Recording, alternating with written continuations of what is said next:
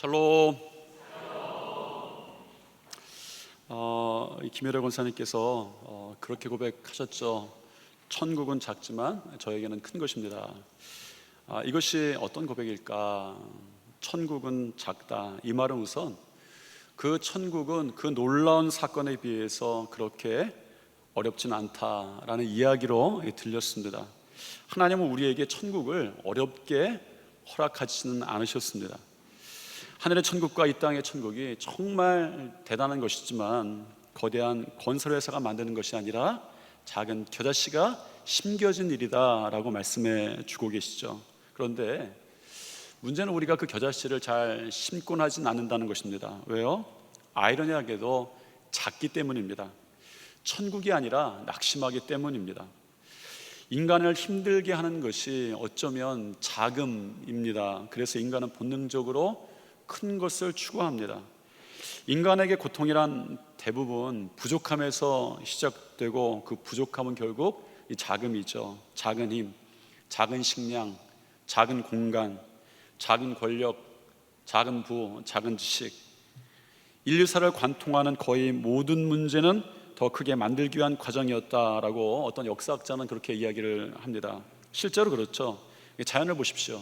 자연은 작은 것을 잘 용납하지 않습니다. 생물학에서 작은 개체는 생존율이 낮아요. 작은 무리는 포식자에게 당하기 쉽습니다. 경제도 그렇죠. 산업혁명은 더 크게 생산하는 능력이었습니다. 그러니까 산업혁명의 핵심은 더 빠른 기계를 생산하는 것이 아니라 더 큰 생산량이었어요. 사실 인간의 모든 경제활동이 크게 만드는 과정입니다. 월급이 적으면 괴롭습니다. 돈이 많으면 선택지가 많이 생기죠. 집이 좁으면 스트레스가 생깁니다. 더 넓은 공간을 원하게 됩니다. 사업도 매출을 키우려고 합니다. 국가도 GDP를 더 키우려고 합니다. 기업도 시장 점유율을 더 넓히려고 하는 것이죠. 경제는 결국 자금을 크게 만드는 기술이다라고 말합니다. 여러분, 전쟁은 어떻습니까? 국가 간의 전쟁들이 있습니다. 전쟁은 작은 힘의 비극이에요. 우크라이나가 침공받는 이유, 역사 속에 많은 약소국들이 약탈당하던 이유, 식민지가 된 나라들의 공통점은 절대적인 힘이 부족했기 때문입니다. 그래서 심리학은 인간을 이렇게 설명합니다. 인간은 큰 집, 큰 차, 큰 회사, 큰 도시, 큰 국가, 큰 브랜드, 큰 숫자, 그런 것들의 매력을 느낀다는 거예요. 왜냐하면 큰 것이 생존 가능성과 안정성을 주기 때문이다 라고 말합니다. 자금은 어떻습니까? 반대로 자금은 부족, 결핍, 불안, 염려, 위험을 연상시킵니다. 우리의 언어 자체가 이런 것들을 증명하죠. 우리가 말합니다. 큰 성공, 큰 인물, 큰 도움, 큰 사랑, 큰 기쁨, 큰 꿈, 그 모든 것에 큰이라는 것을 붙입니다. 우리가 자녀에게도 누군가를 축복할 때 넌 큰 인물이 될 거야 라고 말합니다. 작은 사람, 작은 꿈, 작은 그릇, 작은 마음. 이 언어라고 하는 것이 사회가 축적한 그런 문화의 방식이고 사고의 방식인 거예요. 수천 년 동안 인간은 큰 것을 긍정하는 것으로, 작은 것을 좀 부정적인 것으로 그렇게 축적해 왔다라고도 이야기합니다. 그래서 인간이 괴로운 이유는 어쩌면 단순합니다. 작아서예요. 실제로 우리의 삶은, 우리의 꿈은 여러 가지 자금에 막힐 때가 참 많습니다. 그래서 작은 것에 불안해하죠. 힘이 작으면 두렵습니다. 돈이 작으면 가난합니다. 집이 작으면 불편해요. 세력이 작으면 지배당합니다. 지식이 작으면 속기 쉽습니다. 기회가 작으면 성장하지 못할 때도 있습니다. 따라서 인간의 문명이란 것 자체가 끊임없이 이 자금을 극복하려고 하는 과정이었다. 그리고 또 한편으로는 더 큰 능력, 더 큰 안전, 더 큰 번영을 확보하려는 노력이었다라고 그렇게 말할 수 있습니다. 우리가 단순히 큰 것을 숭배하려고 하는 것이 아닙니다. 큰 것이 결핍을 줄이고 생존력을 늘리고 안정성을 더하고 우리의 선택의 폭을 넓혀주기 때문이죠. 그래서 우리가 큰 것을 선호하게 되었습니다. 우리가 만드는 천국의 과정이 큰 것에 있었습니다. 그래서 오늘 말씀이 우리들에게 너무 충격적인 거예요. 왜요? 예수님은 겨우 겨자씨 하나를 손에 드시면서 이렇게 말씀하셨습니다. 보아라, 이것이 천국이다 라고 말씀하신 거예요. 31절 한번 읽겠습니다. 또 비유를 들어 이르시되 마치 사람이 자기 밭에 갖다 심은 겨자씨 한 알 같다. 이것이 우리가 예수님에 대해서 실망하게 되고 삶에서 예수님이 주인 되신 천국에 대해서 실망하는 이유입니다. 여러분, 저에게 천국이 3개 있었어요. 3개 있어요. 지금 원래는 5개 있는데 일부 때 2개 잃어버렸습니다. 머리에 겨자씨를 3개 뿌리고 옷에 하나 뿌리고 구두에 하나 붙여놨는데 구두하고 옷은 어디서 사라졌어요. 머리에만 3개 남았습니다. 여러분, 겨자씨가 어디 있습니까? 천국이 보이십니까? 여러분, 예수님께서 천국을 보여주시면서 이 겨자씨를 보여주시면서 이것이 천국이다라고 말씀하시는데, 이거 잃어버리면 집안 청소해도 이거 천국 못 찾습니다. 일부 예배 때 잃어버린 거 2개 어디 여긴가 어디 있는데 천국 못 찾았습니다. 여러분, 혹시 천국 찾으신 분 있다고 하셔서 찾으셔도 될 것 같아요. 여러분, 이 이야기를 듣는 제자들, 무리들, 어쩌면 오늘 우리들 얼마나 실망이 됩니까? 예수님 당시에 사람들은 하나님 나라 기다렸어요. 천국 기다렸습니다. 하나님 다스리는 나라 기다렸어요. 하지만 그들이 기다린 나라는 결코 작은 나라, 또 보이지도 않는 나라, 이런 나라가 아니었습니다. 여러분, 떨어져도 되는 나라, 이런 나라가 아니었어요. 강한 나라, 힘 있는 나라, 왕이 오고 혁명이 일어나고 로마 제국이 무너지고 다윗 왕국이 회복되고 승리하는 그런 나라였습니다. 그런데 예수님의 비유는 분명히, 그리고 반드시 그들의 기대를 무너뜨리고 깨뜨리셨습니다. 그리고 오늘 우리의 기대도 깨뜨리실 것입니다. 왜요? 천국을 보여주신 것이 아니라 겨자씨를 보여주신 것이기 때문입니다. 왜 우리가 불안하죠? 천국을 듣지만 왜 우리에게 염려가 사라지지 않습니까? 천국이 왜 이렇게 장난하는 거예요? 하나님이 시작하시는 천국이 그거면 그 천국 맞습니까? 라는 거죠. 예수님은 골라도 너무나도 작은 것을 고르셨고, 너무나도 정말 세상에 보이지 않는 가장 작은 것을 고르셨습니다. 일부러 그러셨어요. 이렇게 말씀하십니다. 이는 모든 씨보다 작은 것이로되. 예수님도 아셨어요. 이 씨는 세상에 있는 씨보다 가장 작은 씨다라는 거 아셨죠. 겨자씨는 그 당시 사람들이 아는 가장 작은 씨였습니다. 유대인들에게 겨자씨는 거의 보이지 않는 것을 비유할 때 사용하는 그런 씨였다고 해요. 우리의 표현으로는 쥐꼬리만 하다라는 표현인데, 그것보다 더 심각한 표현이 이 겨자씨 같다라는 표현이었다고 합니다. 그러니까 예수님이 사용하신 비유는 그 당시 사람들이 사용하는 방식과는 전혀 다르셨어요. 우리에게는 이미 익숙하죠. 겨자씨는 작은 믿음이다. 작은 믿음으로 우리는 연결시키는데 이미 익숙합니다. 실제로 많은 메시지가 겨자씨를 믿음이 작아도 괜찮아, 믿음이 작아도 중요해 라고 결론을 짓습니다. 그러나 여기서 우리가 기억해야 될 것이 있어요. 이 비유에서 예수님은 믿음은 겨자씨와 같다라고 말씀하신 것이 아니라 하나님 나라는 이와 같다, 하나님 나라는 겨자씨와 같다라고 말씀하신 거예요. 이게 문제인 것이죠. 믿음이 작은 것은 괜찮은데 천국도 작아서는 안 되지 않습니까? 여러분, 여러분의 천국이 겨자씨가 같이 임하면 좋겠습니까? 눈에 보이지 않게 임하면 좋겠습니까? 여러분, 일부 예배 때 잃어버린 겨자씨 못 찾았다고 말씀드렸어요. 그래서 질문이 생기는 거예요. 하나님, 왜 처음부터 압도적으로 천국을 시작하지 않으십니까? 왜 압도적으로 그 일을 시작하지 않으셨습니까? 하나님, 왜 압도적으로 그 일을 해결하지 않습니까? 하나님, 왜 압도적으로 우리에게 그런 압도적인 축복을 주지 않습니까? 하나님, 왜 압도적으로 우리를 천국에 살게 하지 않습니까? 우리 마음이고 우리 바람이고 또한 우리의 원망인 거예요. 예수님 따라다니면서 제자들에게 믿음이 생겼어요. 아, 이분이 능력 있으시구나, 이분이 우리가 의지할 분이구나. 예수님이 예루살렘에 입성하시기 위해서, 그 여정을 위해서 제자들이 준비하려고 한 마을에 들어가게 됩니다. 그런데 그 마을 사람들이 배척했어요. 그 준비하는 것을 사실 방해한 것이죠. 그러니 괘씸한 거예요. 제자들이 어떻게 예수님을 배척할 수 있는가? 예수님의 제자 중에 야고보와 요한이 예수님께 한 이야기가 무엇입니까?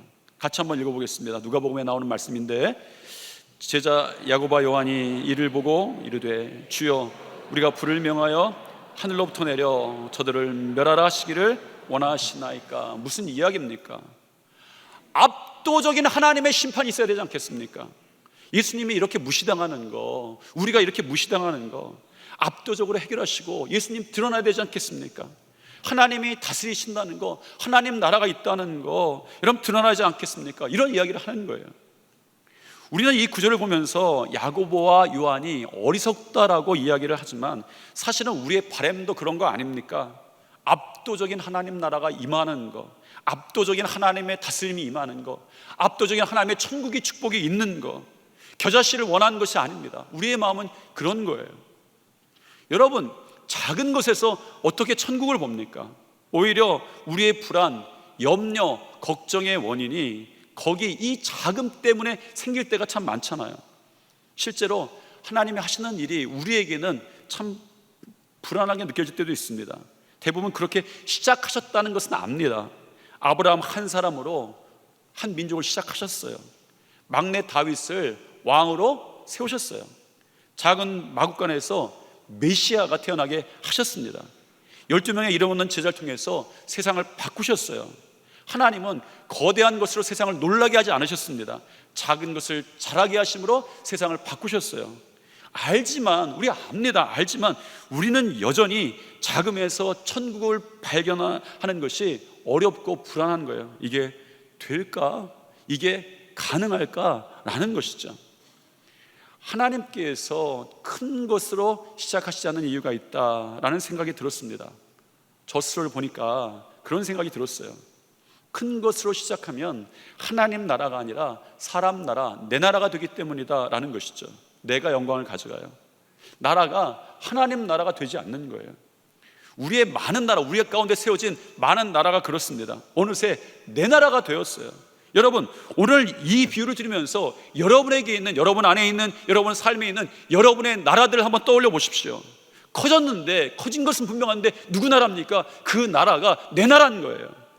그래서 커졌는데도 천국을 살지 못합니다. 우리가 작아진 게 아니에요. 어마어마하게 커졌습니다. 그런데 천국을 살지 못하죠. 하나님은 우리가 하나님이 통치하시는 그 하나님 나라를 온전히 사모하고 다스려지기를 원하셨습니다. 작은 것도 귀합니다. 이것도 교훈이에요. 그런데 이 비유에서 하나님은 천국을 이루시기 위해서 하나님의 방식을 사용하신다라는 것을 알려주고 싶어 하셨습니다. 큰 것이 이루는 큰 나라가 아니라 작은 것에서 이루어지는 하나님의 방식을 우리가 알기를 원하신 거예요. 본문에 보니까 두 단어가 서로 마주보고 있습니다. 32절 말씀 같이 한번 읽겠습니다. 이는 모든 씨보다 작은 것이로되 자란 후에는 풀보다 커서 나무가 되매 공중의 새들이 와서 그 가지에 깃들이느니라. 예수님은 모든 씨보다 작다, 그리고 모든 풀보다 크다라는 이 표현을 일부러 연결을 시키셨어요. 가장 작은 것이라는 이 헬라어 원어적인 표현은 가장 작은이라는 뜻이 있습니다. 가장 작다라는 거예요. 이 단위가 그렇습니다. 제가 아마 이 작다라는 말에 대해서는 전에 설명을 드린 적이 있었을 거예요. 가장 작은이라는 뜻이고, 반대로 이 커서라는 말은 더 큰, 가장 큰이라는 말입니다. 예수님께서 가장 작은 것과 가장 크다라는 표현을 대조시켰습니다. 예수님은 이 비유에서 작아서 걱정하지 말라라고 여러분들에게 말씀하시는 것이 아닙니다. 작다고 결론 내리지 말라라는 말씀을 하고 계세요. 예수님이 강조하시는 것은 결말이 시작을 뒤집는 하나님 나라의 역설입니다. 여러분, 하나님이 하시는 일이죠. 하나님이 하시는 일이 그렇게 시작되는 거예요. 큰 것을 가지고 큰 일을 이루는 것, 우리가 그것이 하나님의 다스림이다라고 생각하지 않을 때가 참 많습니다. 그 일에 내 노력을 조금 보태면 이루어질 수 있는 일이라 생각할 때가 참 많습니다. 그런데 하나님 나라는, 하나님의 다스림은 그렇게 시작하지 않아도 된다라고 말씀하시는 것이죠. 작지만 이미 크다라고 말씀해 주십니다. 왜 우리 가운데에 하나님께서 이미 허락하신 천국이 자꾸 무너집니까? 우리는 작은 것을 무시하죠. 작은 기도, 작은 헌신, 작은 순종, 작은 시작, 이런 것들이 있어요. 우리는 얼마나 많이 겨자씨의 상태에 있는 많은 것들을 우리가 실패다라고 말하고 있습니까? 이렇게 생각하죠. 내 기도가 뭐가 대단해, 내 기도한다고 뭐가 되겠어, 기도를 시작한 지 얼마 되지 않았는데 여전히 변하지 않네, 작네, 안 되는 것 같네. 하나님은 아직 시작이라고 말씀하시는데 우리는 벌써 끝이라고 말합니다. 그래서 우리가 자주 낙심해요. 작기 때문입니다. 오늘 예수님께서는 그 겨자씨를 보여주시면서 우리에게 그 겨자씨의 작음을 보라고 하신 적은 없습니다. 우리가 넘어지는 이유는 여전히 나의 작음, 내 손 안에 있는 작은 것들, 이런 것들을 보기 때문입니다. 제자들의 눈에는 그들의 처한 상황 가운데에, 그들의 문제 가운데에 그들 자신이 겨자씨보다 더 작은, 더 못한 사람들이었습니다. 그래서 천국을 꿈꿀 수가 없어서 이것이 역전되는, 누군가가 역전시켜주는 큰 나라가, 그 나라들을 다 뒤엎어버리는 큰 나라들을 꿈꿨어요. 그런데 겨자씨를 보여주시는 예수님께 마음속으로는 이렇게 항변할 수밖에 없는 거예요. 예수님, 이게 나라가 맞습니까? 겨자씨가 나라가 맞습니까? 여러분, 우리도 그렇지 않습니까? 믿음을 가지면서 신앙생활하면서 예수님 말씀 보면서 나에게 주어지는 여러 가지 일들을 보면서 하나님이 만드시는 나라가 이 나라가 맞습니까? 라고 말하는 거예요. 하나님 말씀 가운데, 내 삶 가운데 하나님 이루시는 하나님 나라가 이게 맞습니까? 라고 말할 때가 있는 거예요. 그런 상황에서 예수님께 대해서 예수님은 여전히 말씀해 주셨어요. 천국은 겨자씨다라는 것입니다. 여러분, 예수님이 보여주신 겨자씨에서 여러분은 과연 무엇을 보고 계십니까? 우리의 낙심은 사실은 그 보이는 사실이 아니라 관점 때문이에요. 우리는 크기를 판단하곤 합니다. 그게 사실이죠. 하나님은 생명으로 판단하세요. 예수님은 겨자씨를 작아서 선택하신 것이 아니라 살아있기 때문에 선택하신 것입니다. 사람들은 큰 것으로 세상을 바꾸려고 합니다. 그런데 하나님은 생명을 심어서 세상을 바꾸십니다. 세상은 힘으로 확장합니다. 하나님 나라는 생명이 자라면서 확장이 돼요. 여러분 안에 생명이 심겨지기를 축복합니다. 씨는 작아요. 그런데 약하지 않습니다. 생명력이 그 씨 안에 응축되어 있고 응집되어 있기 때문입니다. 그것을 하나님께서 직접 보여주셨습니다. 여러분, 그래서 이 겨자씨는 결국 예수 그리스도의 이야기입니다. 왜 하나님께서 항상 작게 시작하실까? 왜 사람들의 기대를 벗겨가실까? 왜 힘으로 세상을 바꾸지 않으실까? 그 답이 우리는 예수님께 있다는 사실을 알아야 합니다. 이 비유의 많은 묵상이 작은 것도 귀하다 해서 끝나곤 하죠. 그런데 복음은 한 발짝 더 나아갑니다. 사실 예수님 자신이 세상에 심겨진 겨자씨였어요. 나사렛 사람, 갈릴리 출신, 목수의 아들, 학벌도 권력도 군대도 화려한 배경도 없습니다. 예수님 곁에는 황제가 아니라 어부들이 있었어요. 너무 초라하고 작았습니다. 사람들이 다 비웃는 거예요. 온 사람들이 다 비웃는 거예요. 저 사람으로 무슨 일이 되겠어? 저 학벌로, 저 능력으로, 제 사람 배경으로 무슨 일이 되겠어? 그들은 마지막까지 예수님을 존경합니다. 십자가에 예수님 달려고 돌아가실 때 사람들은 박치면서 당연하다고 이야기하는 거예요. 그러면서 예수님 조롱합니다. 어떻게 조롱합니까? 너나 구원해서 십자가에서 내려오라 라고 조롱합니다. 십자가는 구원의 사건이다 라는 것을 세상이 알아채지도 못할 만큼 그 제국에서 이 사건은 겨자씨 같은 보이지도 않는 사건이었어요. 알아주지 않는 변방의 사건이었습니다. 그런데 그 예수 그리스도의 십자가가 온 세상을 구원하였습니다. 그 십자가에 생명이 심겨져 있었기 때문입니다. 작기 때문이 아니라 생명이 심겨져 있었기 때문에 구원이 된 거예요. 32절을 한번 보겠습니다. 32절. 이는 모든 씨보다 작은 것이로되 자란 후에는 풀보다 커서 나무가 되며 공중의 새들이 와서 그 가지에 깃들리느니라. 예수님께서 이 말씀을 굳이 덧붙이셨어요.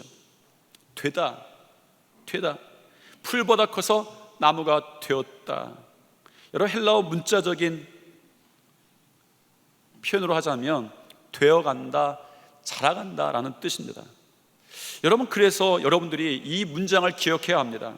하나님께서는 작은 것을 자라게 하신다라는 것입니다. 왜냐하면 생명을 주셨기 때문인 것이죠. 그리고 이어지는 표현, 우리가 보아야 될 표현이 있습니다. 공중의 새들이 그 그늘에 깃든다라는 것입니다. 단순히 잠깐 앉는다는 뜻이 아닙니다. 거처를 삼는다라는 뜻이에요. 유대인들은 이 말씀을 들으면서 분명히 구약을 떠올렸을 거예요. 구약의 장면을 떠올렸을 것입니다. 왜냐하면 에스겔서와 다니엘서에 이 이야기가 있기 때문이에요. 에스겔서에서는 하나님이 심으신 나무에 새들이 깃든다라는 표현이 있습니다.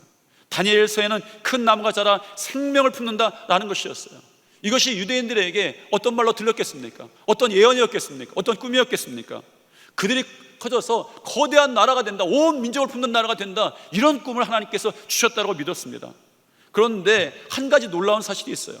구약에서는 거대한 백향목이 이 역할을 했습니다. 그런데 예수님께서는 이 역할을 겨자씨에게 맡기셨어요. 예수님이 이렇게 선언하시는 거예요. 너희가 생각하는 하나님 나라는 거대한 제국처럼 시작하지 않는다. 하나님이 자라게 하시면 그러나 작은 것도 많은 것을 품게 하는 큰 나무가 된다라고 말씀하시는 거예요. 우리는 시작으로 결론을 내립니다. 가만히 생각해 보면 우리는 하나님보다도 먼저 결론을 내리는 사람일 때가 참 많습니다. 사실은 우리가 하나님을 믿지 못해서가 아니라 눈에 보이는 것을 믿기 때문에 씨가 작아 보이는 거예요. 그런데 하나님 말씀하십니다. 우리는 포기했지만 하나님은 포기하지 않으셨습니다. 왜냐하면 씨앗이기 때문이에요. 우리는 자꾸 겨자씨의 작음을 봅니다. 그런데 예수님은 겨자씨 안에 불어넣으신 하나님 나라 천국을 보라고 말씀하시는 거예요. 문제는 우리의 시선입니다. 이제 열심이 아니라 시선을 바꿔야 되는 것이죠. 이 시선이 바뀌지 않으면 작음을 보고 금방 포기하게 되는 거예요. 작음을 보고 시작하지도 않는 것이죠. 이제 하나님께서 여러분들의 손에 무엇을 맡기셨는지를 여러분 보십시오. 하나님이 여러분들에게 살아있는 겨자씨를 찾으시는 거예요. 그래서 오늘 이 비유를 통해서 우리는 이런 질문을 우리가 받게 됩니다. 우리는 우리의 삶에 어떤 겨자씨를 심고 있는가라는 것입니다. 여러분 생각해 보십시오. 오늘 교회에서 예배드리면서 우리는 분명히 겨자씨를 심는 것 같습니다. 이 얘기를 하는 것이 아닙니다. 여러분의 삶에서 천국이 이루어지길 바라지만 여러분이 심는 것이 무엇인가라는 것입니다. 여러분은 반드시 이 비유를 보면서 이 질문을 반드시 넘어가야 합니다. 여러분, 오늘 어쩌면 사춘기의 아들이, 사춘기의 딸이 방문을 꽝 닫고 나갔습니다. 여러분, 그 가정의 평화가 깨졌습니다. 가정에 천국을 이루고 싶습니다. 어떻게 천국을 만드시겠습니까? 육신에 어떤 가시가 생겼어요. 사람이 무너져서 관계가 깨졌습니다. 문제가 생겼습니다. 삶에 여러 가지 어려움이 생겼습니다. 그런데 천국이 무너지는데 여러분 천국을 다시 어떻게 세우시려고 합니까? 주님이 묻습니다. 그럼 너는 어떤 생명이 심겨진 겨자씨를 네 그 속에 심느냐라는 것입니다. 여러분, 겨자씨가 그런 생각이 들었어요. 어쩌면 아침에 드리는 10분의 기도, 10분의 기도가 아니라 잠시 눈 감고 하는 기도일 수도 있겠다라는 생각이 들었습니다. 왜? 거기에 생명이 심겨져 있기 때문이에요. 누군가 이렇게 말할 수도 있습니다. 그거 해서 뭐가 달라지는데. 여러분, 그러나 하나님 나라는 그렇게 시작되는 거예요. 매일 한 장씩 읽는 성경 말씀일 수도 있습니다. 아니, 한 장이 아니라 한 절씩 읽는 것이 성경 말씀도 있을 수 있어요. 예수님은 성경 한 권을 다 읽어야 천국이 이루어진다라고 말씀하지 않습니다. 겨자씨를 뿌려진 곳에 하나님 나라가 시작되고 자란다, 하나님 나라가 된다라고 말씀하시는 거예요. 여러분, 아이의 손에 여러분 얹고 하는, 자기 전에 하는 짧은 기도가 겨자씨일 수 있습니다. 주님은 그 아이에게 천국을 심어주기 위해서 여러분이 1시간 동안 정말 그 간절히 한 기도만 아이를 위해서 안수해라라고 하는 게 아니에요. 잠시지만 하나님, 주님, 이 아이가 당신의 아이입니다. 이 아이를 축복합니다. 인도해 주십시오. 작지만 그 씨가 심겨지는 거예요. 그 씨가 천국이 될 줄 믿습니다. 왜? 하나님이 생명이 심겨졌기 때문이에요. 어쩌면 상처 준 사람에게 건네는 작은 말 한마디 인사일 수도 있어요. 이웃에게 건네는 작은 칭찬일 수도 있습니다. 김효래 권사님께서 고백하신 여러 가지 그 작은 일들도 일 수 있습니다. 어쩌면 천국은 겨자씨라서 우리가 참여할 수 있는 것 같아요. 오히려 작기 때문입니다. 하나님은 말씀하시죠. 바로 거기서 하나님 나라가 시작된다라는 것입니다. 그래서 이 비유가 낙심한 제자들 향한 위로였어요. 동시에 도전이었습니다. 이게 자라면 나라가 된다, 이게 자라면 천국이 된다라는 것입니다. 여러분, 크기로 평가하지 마세요. 여러분 자신도 크기로 평가하지 마십시오. 여러분의 가정도 현재의 모습으로만 판단하지 마십시오. 내 믿음이 작아 보이고 내 변화가 더디 보이고 내 사역이 작아 보여도 하나님 말씀하시는 거예요. 지금은 시다, 끝이 아니다 말씀하시는 거예요. 우리는 크기 때문에 낙심하지 않습니다. 시작 때문에 포기하지 않습니다. 왜냐하면 하나님께서 아직 끝나지 않은 이야기를 우리 가운데 쓰고 계시기 때문입니다. 천국은 마치 자금을 무시하지 않는 나라입니다. 이 비유는 우리에게 이렇게 말하는 것이죠. 야, 작다고 포기하지 마. 작다고 부끄러워하지 마. 작다고 비교하지 마. 두 렙돈을 심은 여인에게 하시는 말씀이었고, 저 멀리에서 기도하는 세리에게 하셨던 말씀이었고, 제자들에게 하시는 말씀이었고, 오늘 우리들에게 하시는 말씀이에요. 하나님이 심으신 씨라면, 하나님이 생명을 그 안에 두신 씨라면 시간이 지나면 반드시 달라집니다. 그러므로 다시 비유의 말씀을 드립니다. 오늘도 내일도 여러분이 돌아가셔 살 것은 작은 씨앗을 심는 일입니다. 작은 기도를 심으십시오. 작은 말씀의 일을 심으세요. 작은 사랑을 심으십시오. 작은 말씀의 순종을 심으세요. 작은 용서와 작은 소망을 심으십시오. 작지만 생명 있는 것들이에요. 하나님은 그런 씨앗으로 하나님 나라를 만드십니다. 분명합니다. 그 씨앗이 얼마나 커질지는 여러분들에게 달려있는 것이 아닙니다. 분명한 것이 있어요. 그 씨앗을 자라게 하시는 분은 하나님이신데 하나님은 신실하시다라는 것입니다. 기억하십시오. 겨자씨는 작습니다. 그런데 하나님 나라는 작지 않습니다. 씨앗은 보잘것이 없습니다. 그런데 그 안에서 일하시는 하나님은 위대하십니다. 오늘 비유가 말하는 거예요. 여러분들에게 큰 일을 하라라고 하는 것이 아니라 생명이 심겨져 있는 작은 겨자씨를 심으라라는 것입니다. 우리 옆에 분과 한번 인사하겠습니다. 생명 있는 작은 겨자씨를 심읍시다. 한 번 더 옆에 분과 인사하겠습니다. 내일은 뭐 심으실 거예요? 한번 인사하세요. 내일은 뭐 심으실 거예요? 네. 여러분, 오늘도 내일도 한 주간뿐만 아니라 여러분의 삶에 작은 생명 있는 겨자씨들을 심어 천국이 시작되고 천국이 자라나며 천국이 되는 놀라운 하나님의 축복의 사람들이 되시기를 축복합니다. 우리 다 같이 일어나셔서 이런 마음을 가지고 여러분을 축복하시는 하나님을 고백하면서 여러분 스스로 축복하시고 여러분 주위의 분들을 한번 축복하시면서 같이 찬양하시겠습니다. 우리 안에 그 천국을 이루길 원하시는 그 하나님의 마음을 기억하면서 우리 함께 찬양하시겠습니다. 여호와는 너에게 복을 주시기를 원하며 너를 지키시기를 원하시며 여호와는 그 얼굴을 너를 향하여 드사 은혜와 평강 주시기 원하노라. 다시 한번 처음부터 고백합니다. 여호와는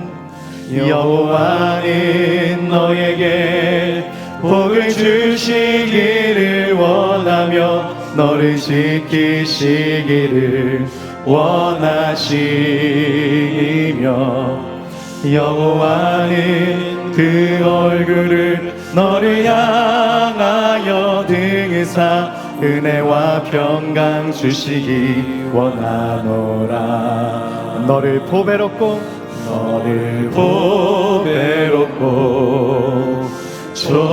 존귀하게 여기시는 하나님이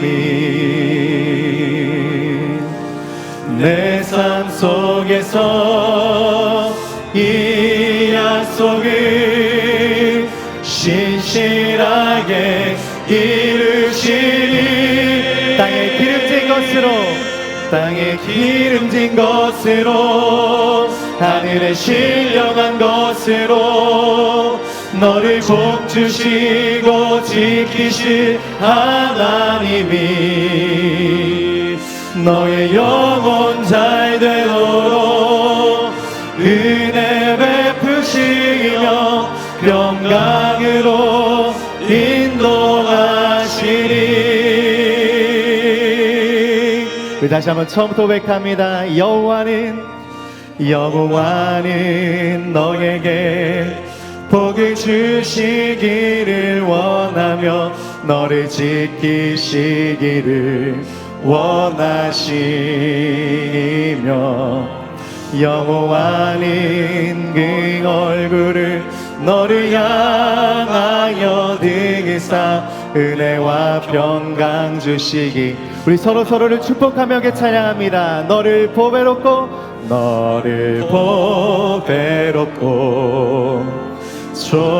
존귀하게 여기시는 하나님이 내 삶 속에서 이 약속을 신실하게 이루시니 그 주님 마음을 기억하며 땅에 기름진 것으로 하늘에 신령한 것으로 너를 복주시고 지키실 하나님이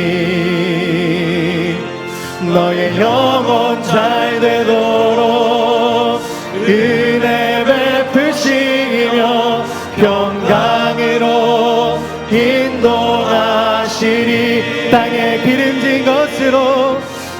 기름진 것으로 하늘에 신령한 것으로 너를 복주시고 지키실 하나님이 너의 영혼 잘 되도록 은혜 베푸시며 평강으로 인도하시리.